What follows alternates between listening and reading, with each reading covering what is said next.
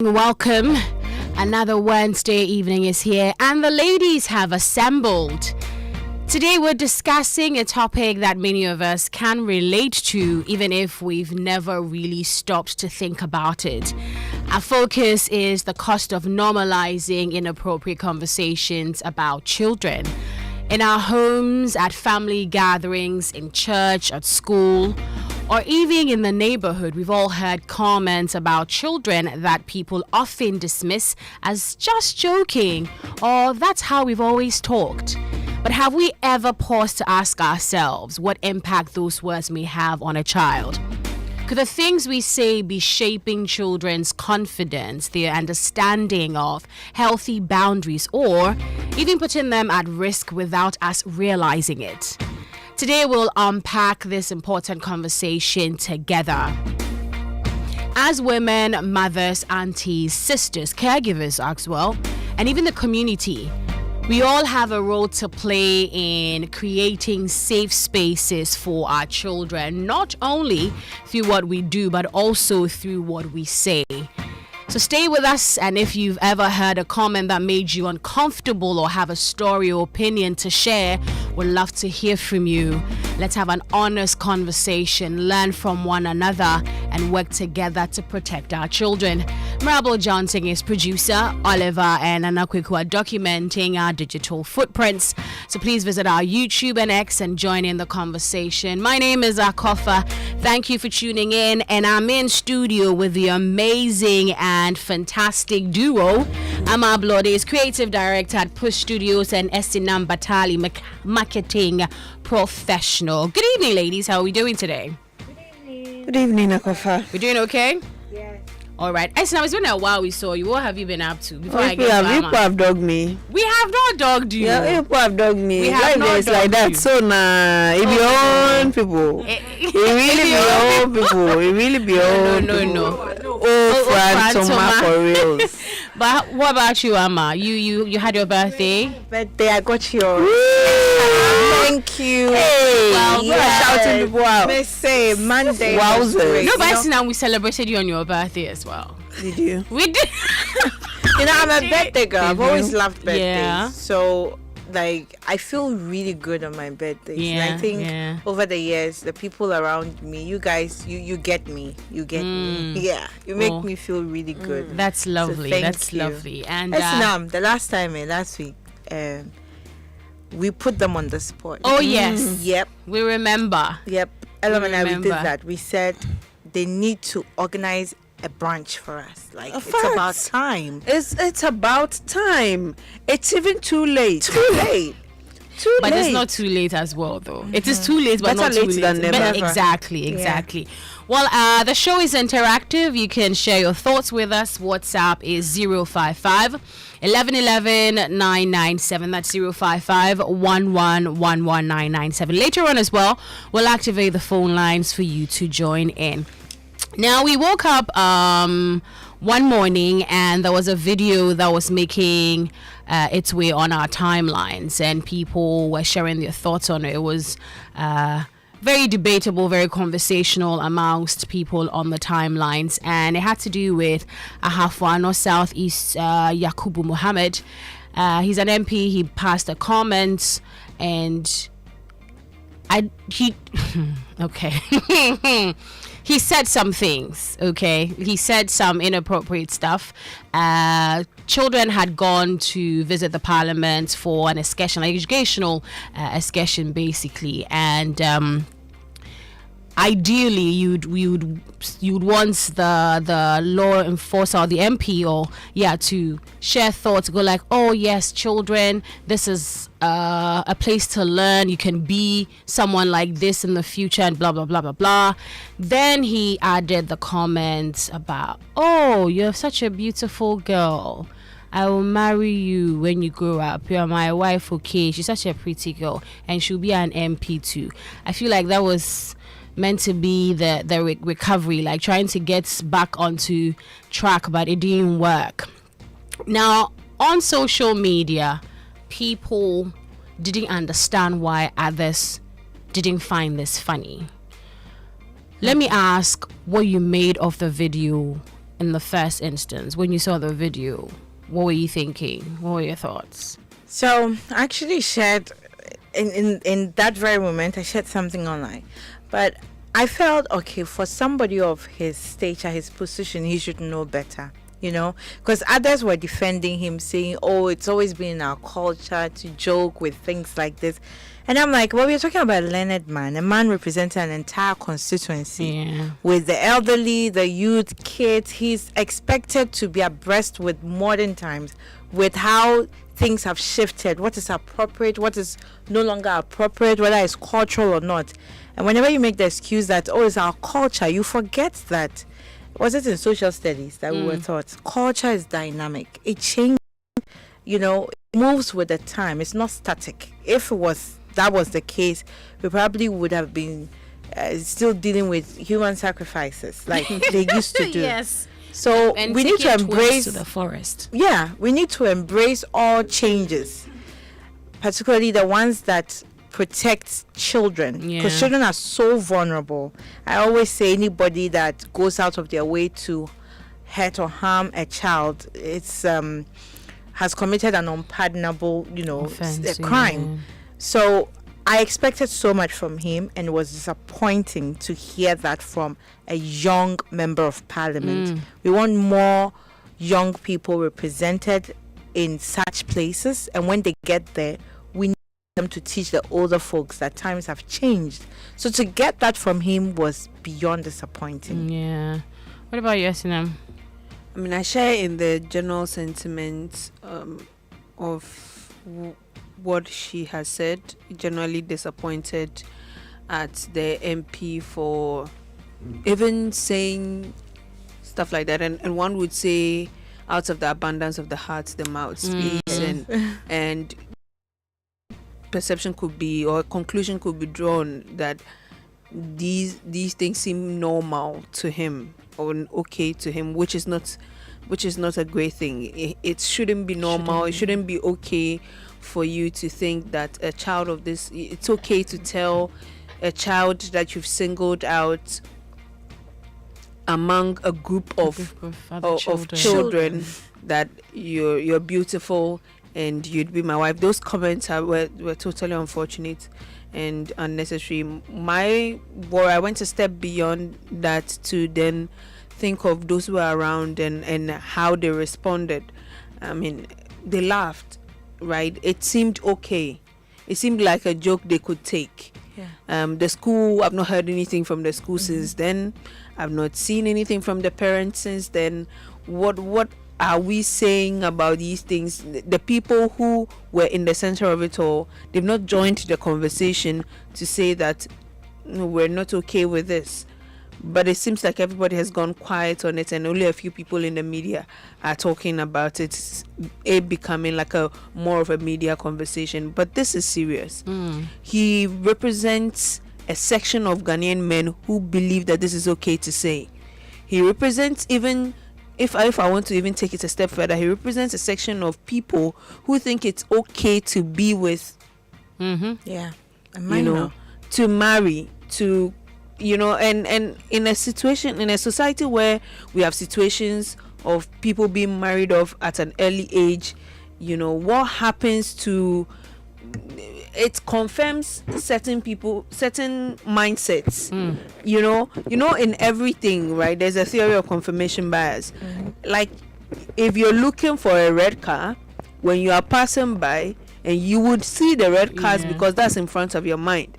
Now imagine that someone whose habit it is, being with children or playing around with children in that manner, and the person sees somebody in authority, as an authority figure, saying something like this, this is my person. This is further confirming some of the things that are existing in people's heads that they do not have the courage to say out loud. So for me, I was beyond disappointed. I was appalled. I thought that it would be more, there would be a more drastic action, but nothing of that sort happened. And I mean, we're in Ghana, so we'll take it as it is. The part about the way in Ghana, the running commentary by some people have been, it's just a joke and there's nothing wrong with that. How do we move from letting people understand that it really is not a joke? And they say, growing up, you hear someone will say, where for mewa, mewa. I'm like, but you need to know better. Like we learn and we get better as we go along. So the fact that we're trying to let people understand that it is not okay in this big 2026, and they are upset that we say it's not okay. How do we navigate such a scenario so moving forward people will come on board this conversation?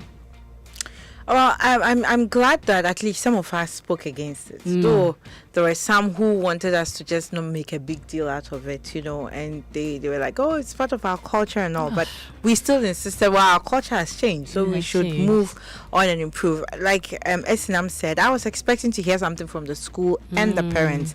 In fact, when I shared my opinion online, I demanded an apology from him to the school, to the child involved, the other children around, the parents of the child, and to the general public, because I am offended and I wasn't there. Yes. Well, there's an apology though, but go ahead. Yes, so I read his apology and I was like, well, the first part, I think some parts were unnecessary, but the second part touched on the people I was expecting him to apologize to. So he says he's sorry until he's caught next time, which I hope doesn't happen. Then for now, all I can do is take the apology, because like you said, I've not even heard from the parents of the child. Maybe they don't mind. So, or maybe they were offended, but they just decided not to make it public. Yeah, but that brings us to what we are actually talking about, right? The cost of not minding. Yeah. What would it cost us to normalize this, to think that it's okay, to not take action? I think for now, one thing that we can be assured of is that if there were going to be 100 more of such happening publicly, perhaps it will reduce. I don't think it will be zero, but it would reduce. The one that will come online for all of us to see. But the ones that will go on within communities where you're like, my wife, you'll be calling a little kid my wife or my husband, that will keep going on within our communities unless we intentionally come up with some PSAs, some social behavior change communications to influence people to identify that this is actually problematic. You might think you're doing it innocently. You have no ill intentions, but somebody else wouldn't leave it there. They will go a step further and cause harm. So this is why we are saying we shouldn't do it. So in fact, this should be an opportunity for him as a member of parliament to lead the charge, perhaps, or even to start with his community, to educate people on how to protect children better, not even trusting people. And people like to think that complete strangers are the ones who usually cause harm, especially when it comes to sexual harm, which is not true. It's not true. A lot of sexual assault is committed by known people, familiar people in familiar areas, uncles, aunties, family members. So we need to start advocacy, and this is a good time to let people know and not consider it casual. Some people think, there was no kid harmed in the statement. Just singling out that kid alone. How do you think that other kids are going to feel? Yeah. When I saw the video, the one without the kids' faces blurred, there was a kid standing outside one of the outlines. She was so pretty. I was like, that's a very beautiful girl. Is she the one he was going to talk about? Then I realized, no, it was another one in the center. And I felt, okay, in the mix, yes, you can find a kid very pretty, but within a group of kids who've come visiting here, the others might walk away thinking, am I not beautiful? Am I not? I was going to ask that question moving forward. So it's good. So let's just talk about it as well, because what it does to the image of kids. Like, we're always talking about, you're such a pretty girl, like you look this way, you look that way, the body image messaging that we're sending. And people think it's okay to, and me, I have a big problem with this, because I nearly got into a fight, well, not a fight per se, but there was an older man who said this thing to, I think there was a young guy, and said, oh, we're for him, the same thing. And I was very upset. Like, my face just changed. And I was asking that, why? As in, why is that what you're thinking about right now? Why is that what you're saying?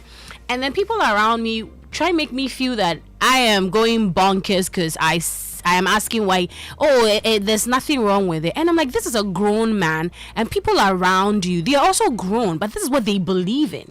So I'm asking at the end of the day that how then are we saying that, I'm complimenting a child for complimenting sake, and then also say drawing the line between objectifying this child? Okay. So let me take it from this angle. The line is drawn between a compliment and going too far when it goes and it establishes a personal interest in because of the compliment, child, because of the compliment. If you said, you're a very beautiful girl, I hope you grow to become one of Ghana's finest assets or human resource, that is a compliment. That is you acknowledging that this person is beautiful, and you further investing in the potential of this child. Now, what he did for me was, okay, a child has come to Parliament House to expose themselves to possibilities. Because if you would notice, there aren't a lot of female politicians. There aren't a lot of female members of parliament. So you are having a group of kids, both male and female, coming into parliament to expose themselves to possibilities. And in a gathering where they are supposed to be inspired to want to make decisions, like wanting to be these kind of people, this role model, one of them, it's the only takeaway she gets to take home is that she is pretty enough to be someone's wife, to be a member of parliament's wife. In terms of messaging, in the back of her mind, even if we brush it off, even if it goes away, in the back of her mind, she's going to have the thought that I'm very beautiful. 2, I'm beautiful enough for a man to be interested in me. I'm beautiful enough for a member of parliament, a big man, to be interested in me, to make me his wife. And finally, I can aspire to be a wife. Rich man's wife. Big man's wife. Big man's and not wife. be the big woman. How have you limited the scope of her thinking? What have you done to how she sees herself in the world and what she could have been contributing to the world?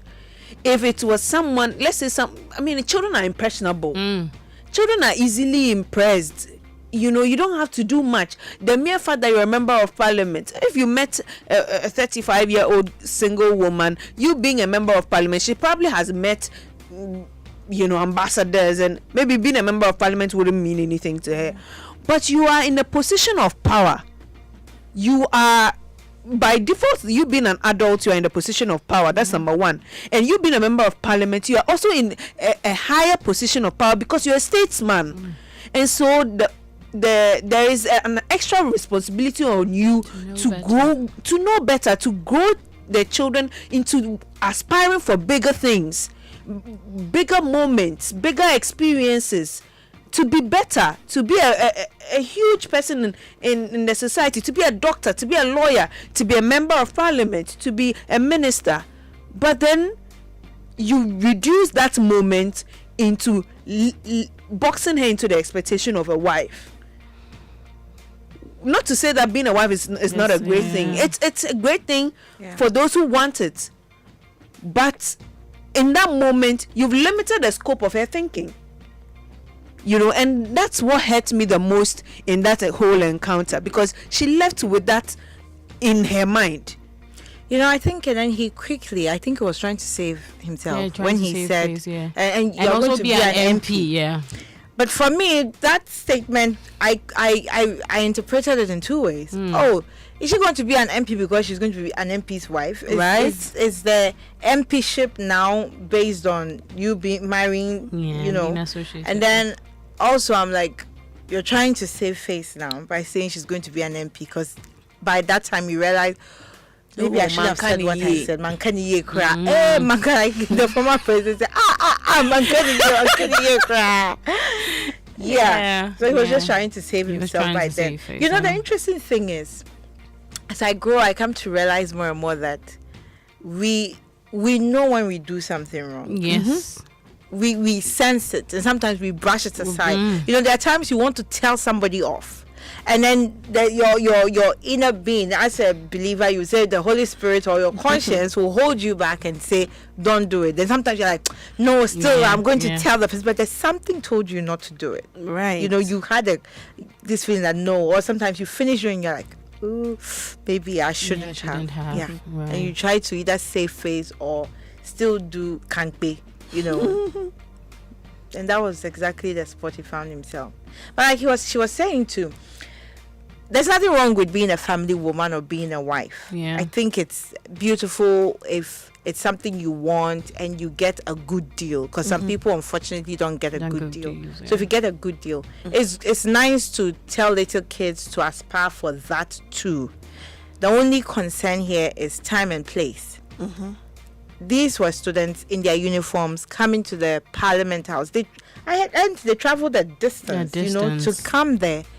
And you are supposed to just leave them feeling good about themselves. I'm wondering, did they meet other MPs, or he's the only one that they got to meet and interact with, Now I'm very much interested in everything and people said to them there. How many other people said things that we probably didn't get to see, because it was not on camera and was not shared publicly for all of us to watch and share our opinions on. Like I said, I hope that it doesn't end with just his apology. I hope he got to speak with the kids' parents on phone and at least apologize to them directly too, and then go a step further and start this conversation in his constituency, because there's a problem we are having in this country and the world all over. So he should lead the charge. That would be real evidence that truly he understands our concerns, the concerns we raise. He understands it. In his apology, I think he also made reference to some traditional banters between some tribes in Ghana. I have heard some of such banters. Some I felt offended by when I heard some people make such, and I'm like, why would you say that? Like some, they use the S word, like you are my S word, like slave, and I'm like, why? And they'll tell you, oh, it's something between us. Yeah, between tribes. Okay, but you see, when you're in certain places, though it's something between your tribes, there are certain circles that it's offensive to use that. Yeah, so your tribe understands based on history. You can call another tribe your slaves, and you're saying it's just a banter, it's just a joke. But when you go to certain settings, you can't say that. Even if you've met your tribesman and you can share that joke, you can't say that. It's inappropriate. It's considered offensive. And you're supposed to know. If you are allowed into such a space, they expect you to know that is inappropriate. And that's what we're expecting of him and many of us, especially of a certain level of education, exposure, age. We think you are abreast with the times, and that's our expectations. Yeah. But it's 7:36, and we're here on Strong and Sassy. You enjoy 99.7 FM. We're having a conversation about the cost of normalizing inappropriate conversations about children. Now, let's look at the family and cultural perspectives. How should parents respond when relatives or family friends make inappropriate comments about their children? Because I don't know whether if they want to eliminate awkwardness, or sometimes they smile it away, sort of. How can parents stand their grounds and let this person know that don't do that, don't make such comments around my child? It's as simple as that. Let them know. Well, It's as simple as that. Right in the moment, please don't make such comments around my child. I'm not comfortable with it. That's You see, it. aKorfa Esinam, it starts from stop people pleasing. Yes. I was gonna say, like, we Right now, I'm a champion. I'm an ambassador of boundaries. yeah. You know, when you stop being afraid to say no to people, you save yourself a lot. Like you said, many times, a lot of us were raised like that. Somebody does something inappropriate to us, and I'm more interested in protecting you. I don't want you to be embarrassed. I don't want you to feel embarrassed. So I'd rather be uncomfortable than embarrass you or call you out, because I feel like just saying no to you, I'm thinking, oh, you're going to feel embarrassed, so I'll spare you that. Meanwhile, I'm uncomfortable, you know, and parents need to stop that. But first, before they can stop, they need to be aware as well. The parents also need to know that it is not okay. You know, because if a parent still thinks, oh, it's just culture, we grew up joking like that, even I have said that, or I say that still, it's not a big deal. Mean it's okay. You know, if the parent thinks like that, that parent obviously, when somebody says that to their child, wouldn't make a big deal of it. Because to them, it's normal, it's part of our culture. So as a parent, you first of all need to know that, oh, there was a time where we thought such jokes about kids was okay. But now we know better, because we've come to realize that, oh, it wasn't all safe. Some ended up really badly. So we need to be more intentional. And even in the instances that it didn't end badly, what kind of impression are you giving children? Are you letting them in on things that they are too young for? They're going to lose their innocence quite early. You know, you want to protect it. Because adulthood, being a child, you just have one chance at it. The remaining adulthood is too hectic. We need to protect your innocence for as long as we can. So, as a parent, you need to be very concerned. Don't fear saying no. Please don't talk to my child like that. We don't roll like that here. We don't roll like that here. But how do you think families can create, say, healthier communication around their children? Because sometimes, just as you're saying, some parents, they probably also don't know. And so if along the lines they find out that this is not appropriate, how can they start having this conversation with their children to let them know that when someone says this to you or about you, let me know, so I can take action, I can do something about it. Because we're talking healthier communication. Do you think that moving forward, parents can find ways to be able to do that with their children, so they feel free enough to come and tell them these things, basically?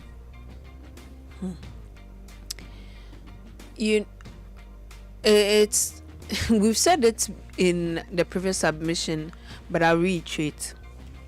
Number one, we need to have the awareness that these things are not okay.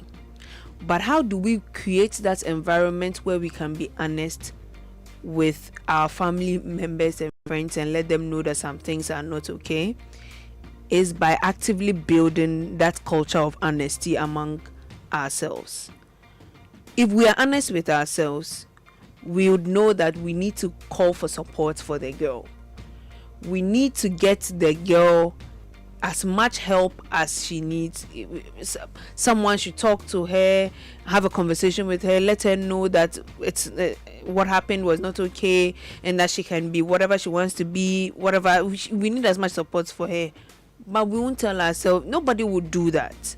We don't like telling ourselves the truth in this part of our world. And like Ama is saying, it all boils down to people pleasing. I'd rather not embarrass you and be silent than to say something that I know is the truth, you know is the truth. No matter how I deliver it, we're not good at taking feedback. We're not good at giving feedback. We're not good at being honest with ourselves. We're not good at being honest with others. And that's why we are in this particular situation that we're in. But if we will be truthful to one another, it is not okay. It has never been okay, and it will never be okay. The fact that you have said it previously doesn't make it okay. The fact that you have had those conversations with other people doesn't mean that when someone else is doing it to your children, you should be okay with it. You can have a change of mind. in the Bible says it's only a fool that hasn't changed their mind. It's allowed to have a change of mind. It is allowed to have a change of mind. It is allowed for you to have the realization that, oh, I used to do some things wrong and I need to change how I approach it. So it's not okay. It has several effects on the child, on the community at large, on the society they find themselves. It has several effects. So one, be honest with yourself, be honest with the people around you. Let them know you as a very straightforward person. You can be kind, you can be nice, but you still have to have boundaries and work around those boundaries. Set boundaries with the people around you. And like I was saying, I'm calling for support for the girl. I feel like the girl needs to have conversations with adults who can steer her correct of that mentality, whatever it is that left the imprint around in her mind. She needs to have a conversation for us to even know where her mind is. Yes, where her mind is as of now, because I mean, we cannot be making assumptions as to what she's thinking, but it's okay to have a conversation and try to course correct if any sort of twist has happened as a result of this conversation. Okay, well, it's 7:43 right here on Strong and Sassy on Joy 99.7 FM. We'd like you to join in the conversation, share your thoughts with us. Phone lines have been activated, by the way. 0302-216-541. You can also send us a WhatsApp on 055-1111-997. Have you ever had to correct someone for making an inappropriate comment about a child, and how did it go? We'd love to hear your thoughts on that. And also, what's, say one statement about children that you've heard all your life, but now you realize it's inappropriate? Because as we're saying, back in the day, you probably didn't know that it was in such bad taste, but now you've grown, you've read, you know better. So we'd like for you to share your thoughts with us as well on the show. More messages are here, but before we do that, I want to quickly find out how you think. Go ahead. Sorry. About the communication, I think parents should really endeavor to build a relationship with their kids. Your kids should not fear you. You can be disciplined with your kids and still create an enabling environment for them to talk to you. That's true. You need to also be mindful of what you say to them, even in anger. We grew up, we are saying there are things you shouldn't say to kids. We're not talking about only talking about marriage or talking about their body parts, but even insults. I don't know about you guys, but I grew up in a time where you hear some parents, luckily I didn't really get that from my home, but then you hear some parents insult you, to say, to say your own parent insults you in that manner. When you step out, how are you supposed to feel about yourself? So as parents, we're saying don't call little children your husband or wife. We are also saying be mindful of what you say, even in anger or in admiration and all that towards your own child. So when you treat them in a certain way, they grow up, or when they step out and somebody treats them differently, they respond differently, and they will let you know about it. And also as kids, that's when we as our our attachment style is formed. So being a child is a very crucial period. Otherwise they grow up to become avoidant in relationships, insecure, anxiously, especially the avoidance, causing havoc when they grow up. To anxiously attached people, giving them heart palpitations, constantly stressed, anxious for nothing, and they just can't commit. And you are constantly chasing my child. When are you getting married? That's because you didn't handle them well as kids. So they grow up and then they become anxiously and especially avoidantly attached and don't want to be committed. They don't want to be committed. But before we get to the phone lines and also to our messages, what role should schools, churches, and community organizations play in protecting children? First, they need to know the right thing themselves. No, seriously. You have religious leaders, some, not all of them. You have some religious leaders. We have people in authority, even teachers, the adults who should know better, but they use the very law or text or whatever you believe in to manipulate and take advantage of people. So the person you are saying that which role can they play? First of all, they need to make sure they are also not part of the problem. please do not be part of the problem. Factors. Stop holding on to Primitive. one of them, misogynistic ideas, and stop talking from a place of thinking you have absolute power and you get to decide and determine other people's fate. You don't have that power, actually, not even over your own self. So please, let's not manipulate and misinterpret the very things that we should encourage people to live by and use it against them. So if they know the right thing and apply it appropriately, we will be in better hands. Okay. Esinam, what do you think? I think that I think religion has a lot of power in our community or in Ghana. Religious sects, be it Christian, Islamic, traditional, we really revere our religious leaders. Christians revere their pastors and church leaders, and so they can become major advocates for correcting these kinds of anomalies. They need to be the mouthpiece. If they tell their congregants, their fellow Muslim brothers and sisters, that this type of talk is not okay, coming from their pastor, I know people listen to their pastors more than themselves. So they are likely to listen to their pastors when they tell them that this is not okay. So maybe if you yourself have not had that realization, I'd like to beg our religious leaders, please carry the message to the communities. Let people know that it's not okay to have these kinds of conversations.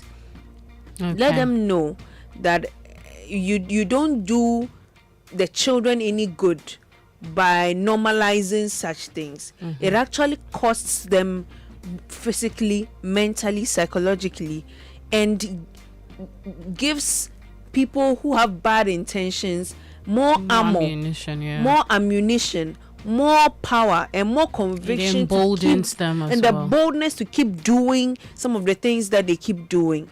So that is the cost that comes to us when we do some of these things. So religious leaders, I'd really implore that you talk to your communities, have conversations with them. In same way in your preachings, you're using the preachings to guide moral life or living.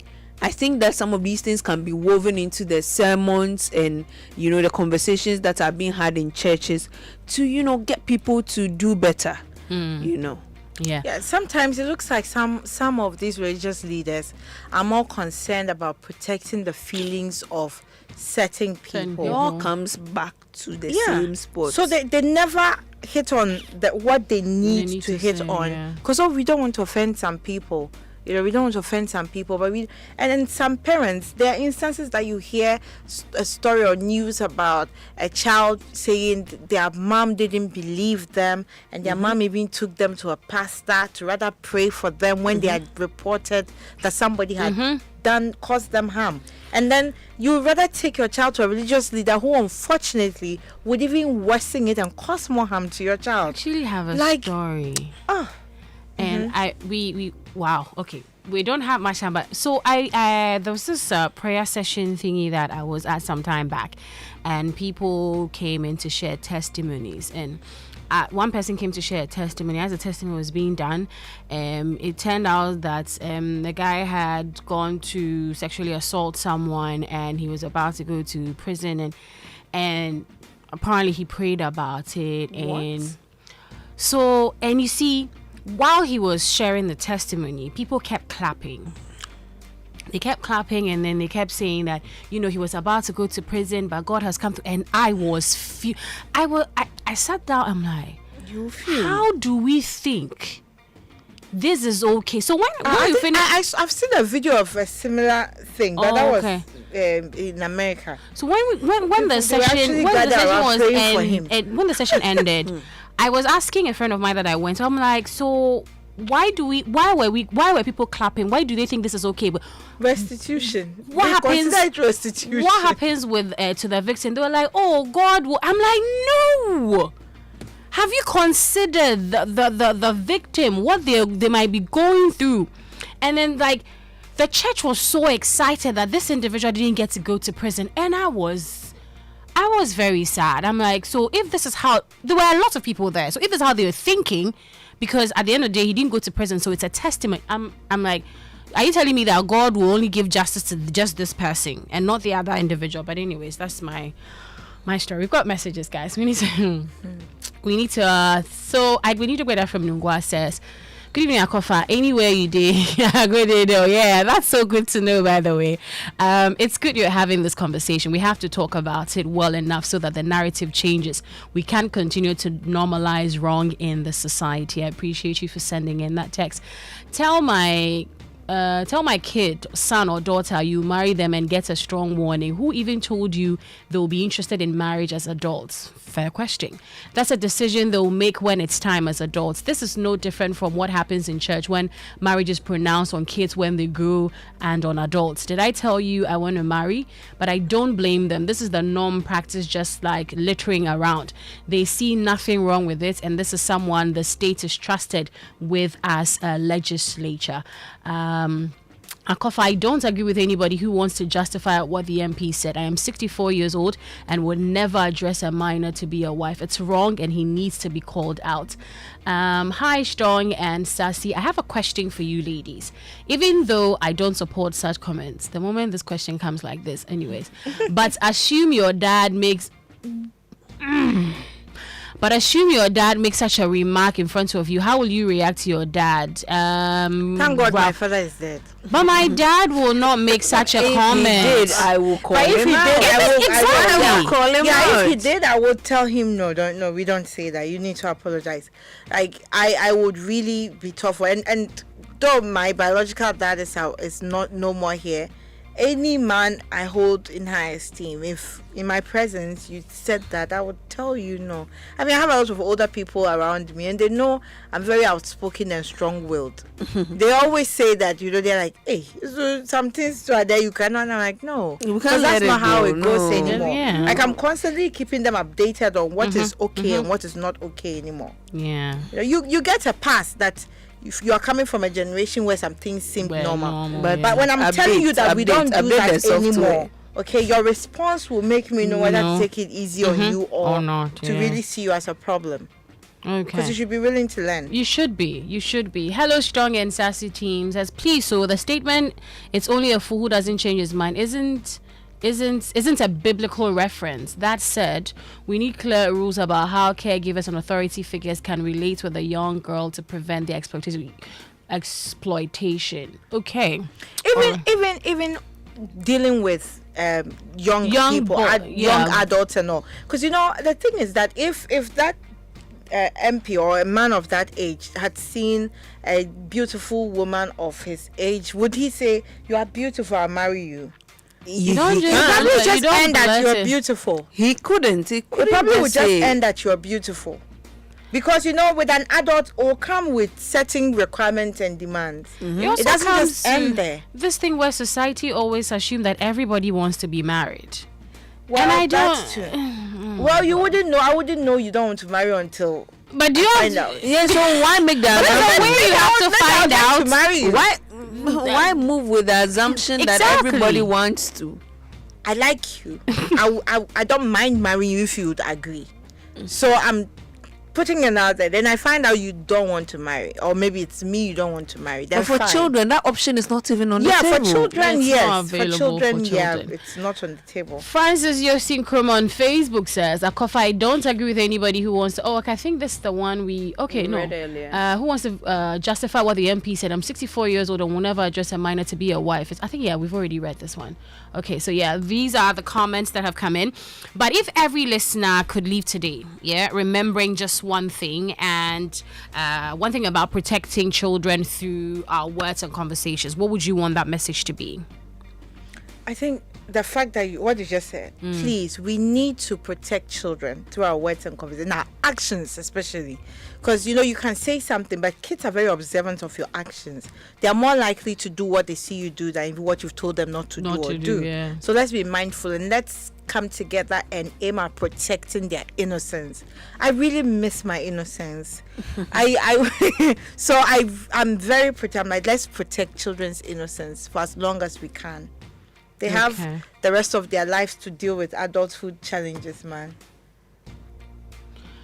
Okay. I think that we need to take more responsibility.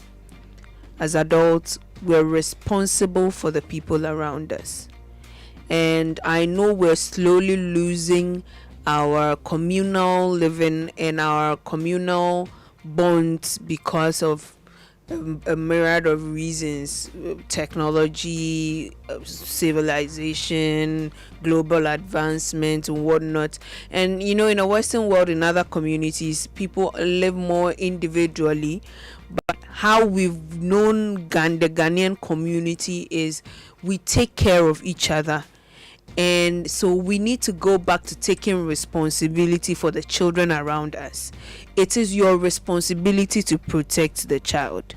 It is your any child around you, whether you know the child, you don't know the child, it is your responsibility. So I expected the teachers around to have called them out. That's why I expected the school to have said something. That's why I'm expecting the parents to have said something. We need to take more responsibility for the children around us.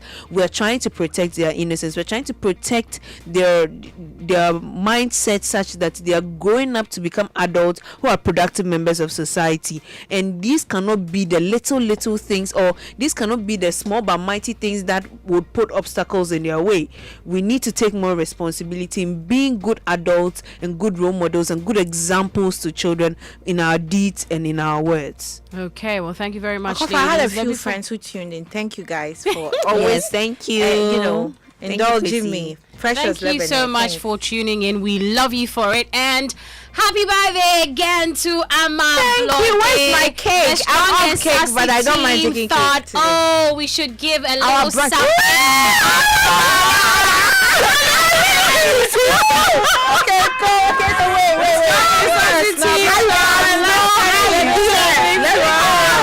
Thank you. From the Sassy team. Nice.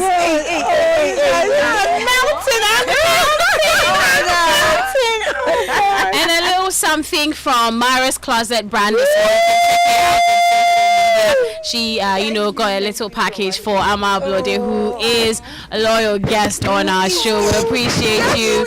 Belated birthday wish to you. And thank you so much for tuning in to Strong and Sassy. Francis and aKorfa, your message has been received. We appreciate it. Unfortunately, we weren't able to read all of the messages. There was one that came in to talk about the fact that context matters, and that a girl walked up to him and told him that he was attractive, and so should he automatically take that in a wrong way. But that's not what we're talking about, by the way.